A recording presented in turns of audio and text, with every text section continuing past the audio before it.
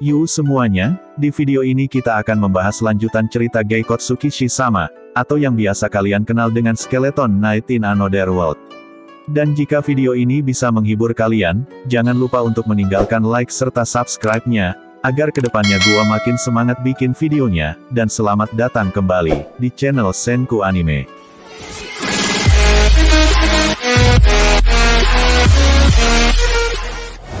Cerita berawal kembali di pagi hari, setelah Ark serta Aryan keluar dari penginapan. Di luar ia bertemu dengan Charty, dan mereka akan naik di gerobak kuda yang sama, sedangkan pengawal mereka akan mengikuti mereka di belakang. Namun baru juga perjalanan dimulai, ternyata Aryan udah teler, jadi Aryan tuh sebenarnya mabuk kendaraan berkuda. Dan di sisi Aryan yang lagi mabuk, ia mencium bau dari gerobak yang ada di depannya. Hal ini ternyata semakin membuat perasaan mual Aryan menggila, padahal gua kira dia lagi hamil anaknya Ark. Ark pun bertanya kepada Charty, apa isi gerobak yang ada di depannya, dan Charty menjawab, bahwa isi gerobak di depannya adalah tumpukan bangkai goblin. Charty berencana menggunakan bangkai goblin itu, untuk memancing monsternya keluar. Ark pun bertanya kepada Charty, seperti apa monster yang akan mereka lawan.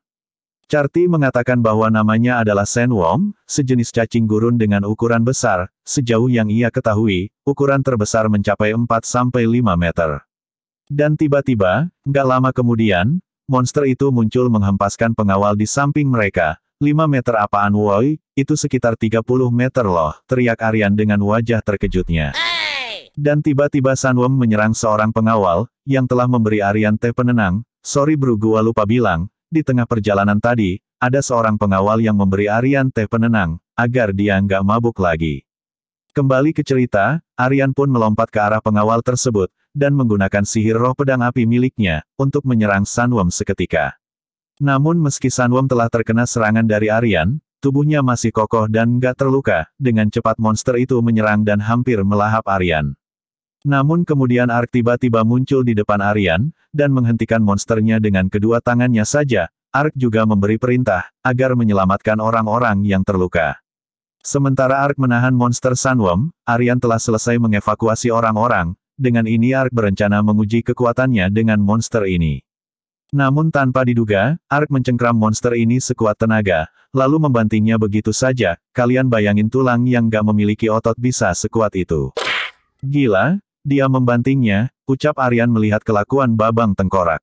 Bahkan Charty juga ikutan kagum dengan aksi Ark barusan, namun Ark segera berteriak kepada Charty, apakah ini sudah cukup? Charty pun menjawab, bahwa ini sudah lebih dari cukup. Charty kemudian berterima kasih kepada Ark. Sesuai janji, ia memberi Ark peta serta buku tentang monster. Namun Charty juga berkata, bahwa monster kali ini sungguh benar-benar aneh, makanya ia berniat ingin menyelidikinya. Oh, itu sangat bagus, saut kata dari Ark. Kemudian Aryan bertanya satu hal kepada Charty, kenapa dirinya hidup berdampingan dengan manusia. Charty pun menjawab, kalau itu karena dia menyukai mereka. Saat Charty masih ada di desa, pandangan Charty terhadap manusia juga awalnya sama seperti Aryan, namun ketika ia tinggal bersama mereka, semuanya telah berubah. Charty juga mengeluarkan sebuah senyum, meski senyumnya gak manis karena dia cowok biarkan saja. Charty mengatakan, bahwa akan tiba waktunya suatu hari nanti, elf dan manusia akan bisa hidup secara berdampingan. Sementara itu, di sisi Aryan kini tengah bengong setelah mendengar Charty, namun Ark memanggil namanya, karena ada burung penyampai pesan dari Danka. Suara yang muncul dari burung itu adalah suara Danka, ia akan mengatakan mengenai elf yang ditahan di Lanbel. Namanya adalah Petros, telah menikah dengan Raja Lanbal, dan rajanya itu sebenarnya gue, yang bikin video ini. Tentu saja Ark dan Aryan langsung terkejut.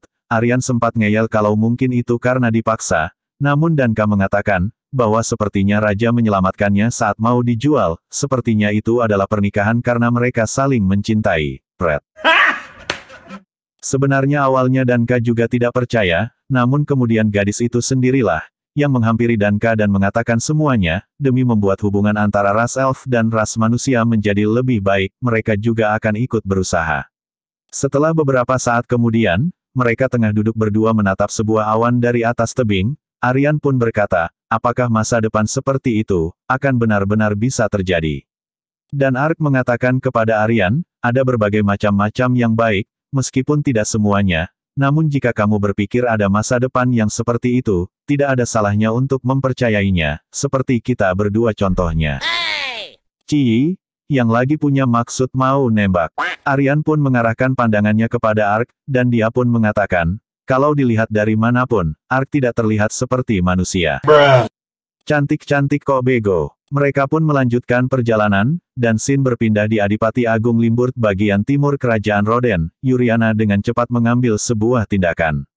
Dia mengatur pertemuan darurat, yang tidak hanya mempengaruhi Kerajaan Roden, mengundang tetua hutan besar Kanada Dark Elf, Vangas Fran Maple dan Dylan kepala desa Lalatoya. Putri Yuriana meminta maaf atas kejadian di Kastil Diento. Ia juga mengatakan semua konspirasi dan kejahatan, yang telah dilakukan oleh kakaknya Sekto.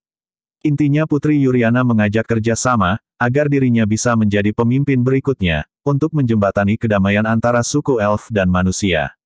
Singkatnya kesepakatan telah terjadi di antara mereka, dan Sin kembali menampilkan Aryan serta Ark, yang sedang melanjutkan perjalanan menuju kota Grand. Permisi sebentar, gua cuma mau bilang, kalau gua baru bikin channel lagi dengan pembahasan anime Yusaya Mamasu, support juga ya bro, pembahasan yang ada di sana. Terima kasih juga buat akun bernama Meigumin, udah diingetin buat ngasih infonya di channel ini. Gua berdoa untuk Meigumin, semoga puasamu cepat batal. Kembali ke cerita, di tengah perjalanan terdengar suara teriakan sekelompok prajurit, dan ternyata prajurit itu tengah bertarung melawan orc. Pada saat itulah Ark serta Aryan tiba di sana dan menolong mereka. Setelah semuanya telah selesai mereka pun berpisah, dan Aryan menemukan sebuah batu sihir melimpah. Ark pun bertanya kepada Aryan, apa itu batu sihir melimpah? Aryan menjelaskan, itu adalah sebuah fragmen sihir, di mana benda itu hanya bisa dibuat oleh para elf, dengan cara mengkristalkan energi sihirnya. Ark mengerti bahwa itu adalah hal yang sangat berguna, tapi ia juga bertanya, apa yang perlu diperhatikan dari benda itu? Aryan pun menunjukkan sesuatu, karena batu sihir itu dibagi dengan ukuran yang cukup besar, maka hal itu akan memunculkan sedikit mana di sekitarnya, dan hal itulah yang memancing kedatangan monster. Ark lalu menduga, bahwa sekawanan yang telah mereka tolong tadi, memang telah sengaja melakukan hal ini, rupanya selama ini mereka telah mendengar suatu rumor, tentang kejahatan suatu kelompok. Ark pun menggenggam tangannya, lalu mengatakan, jika selanjutnya ia bertemu dengan mereka, ia akan menghancurkannya. Sin berpindah di Kerajaan Suci Lebran, Kastil Leibnitza, ada sebuah tempat di mana monster super besar berkumpul, dan sosok yang mengendalikannya bernama Funba, tengah menikmati waktu santai bersama para haremnya. Dia sedang bertengkar dengan temannya, karena ia telah membawa para harem di tempat rahasia mereka, tapi mengesampingkan semua itu, Gunbo menanyakan kabar monster yang telah mereka bicarakan sebelumnya. Temannya berkata bahwa monsternya ada di ruangan di depannya, singkatnya mereka pun memasuki ruangannya. Dan terlihat monster ular super besar yang tengah kelaparan. Funbo pun mendorong wanita paling cantik di sampingnya dengan sengaja, untuk menjadi makanan ular monster. Ini adalah ciri-ciri karakter paling idiot, membunuh karakter yang paling cantik, bego emang. Selanjutnya Ark dan Aryan telah tiba di perbatasan ibu kota Lebran, meski ini adalah kota yang ada di perbatasan. Namun entah mengapa, penjagaan di sini sangat banyak tentara penjaganya. Tapi karena mereka harus tetap mencari keberadaan Viscount Balsmon, yang telah membeli elf di perbatasan kota ini, mereka pun memutuskan untuk berpencar, dan berkumpul kembali sebelum matahari terbenam. Gak lama kemudian setelah mereka berpencar, Ark mendengar suara teriakan wanita meminta tolong, dan Ark pun langsung menuju asal suara itu. Terlihat seseorang yang sedang melakukan kekerasan, dan berniat mau mantap-mantapan dengan wanita ini. Namun tiba-tiba Ark muncul di belakang mereka, dan langsung menghajar semuanya. Ark pun menghibur gadis ini yang lagi nangis, dengan membiarkannya berada di pelukan dadanya. Cewek itu pun berterima kasih kepada Ark, dan gak lama kemudian, dari luar pintu Ariana telah datang, ternyata selama ini Ariana lagi nyari Ark. Sambil melambai dengan senyumnya, Aryan mengatakan bahwa ia mendapatkan informasi yang sangat berguna, dan itu adalah, jebret, Aryan langsung diam lihat Ark pelukan sama cewek. Berpindah ke sebuah penginapan, biasanya Aryan mengeluarkan senyum manisnya, tapi senyumnya kali ini garing benar kepada si cewek. Melihat cewek ini nggak terluka sama sekali, Aryan berniat menyuruhnya segera pulang. Namun wanita ini berkata, bahwa dirinya belum berterima kasih kepada Ark. Aryan pun menaruh tangannya di pundak wanita ini, sambil senyum mengerikan Aryan mengatakan, cepat pulang saja sana. Setelah wanita itu lari ke birit-birit, mereka melanjutkan lagi misinya, tapi di sini Ark bertanya, kenapa Aryan saat ini terlihat marah seperti itu? Aryan menjawab bahwa dirinya lagi nggak marah, meski jalannya kelihatan kayak gorila. Kembali ke markas Funbo, ia tengah memarahi anak buahnya yang gagal membawa mainan harem. Itu adalah orang yang telah dipukuli Ark, karena kesal ia membawa salah satu dari mereka, untuk dijadikan makanan monster yang ia pelihara. Malam hari telah tiba, kini Ark serta Aryan telah tiba di Benteng Barat. Sebelumnya mereka mendengar kabar, adanya 4 elf yang ditawan di sana. Mereka pun segera berpindah dengan skill gate milik Ark. Disitulah Ark bertanya, dari mana Aryan mendapatkan semua informasi itu. Aryan pun menjawab, bahwa ia mendapat informasi pada saat itu, pada saat Ark berpelukan sama wanita itu.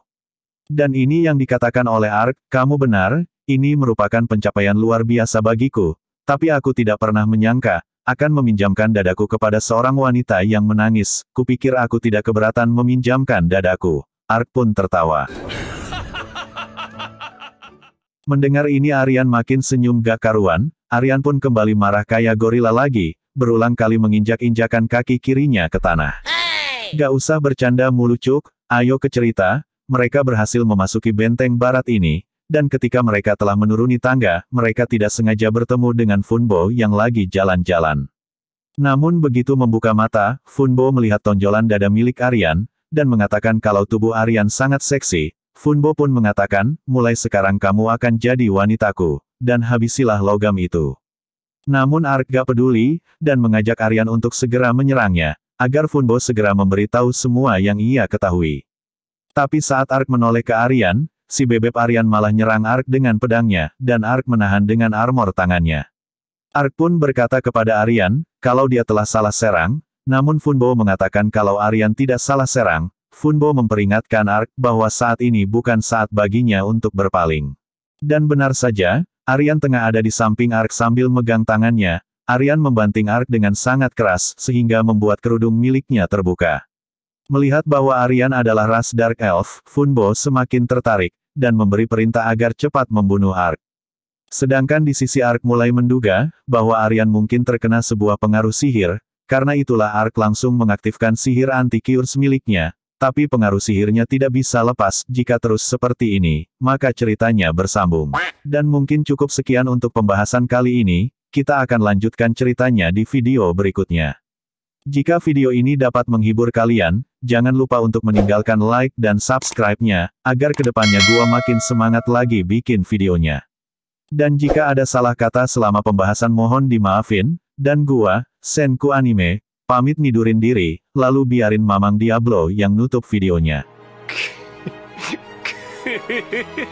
久しぶりの現世です。せいぜい楽しむとしましょうか。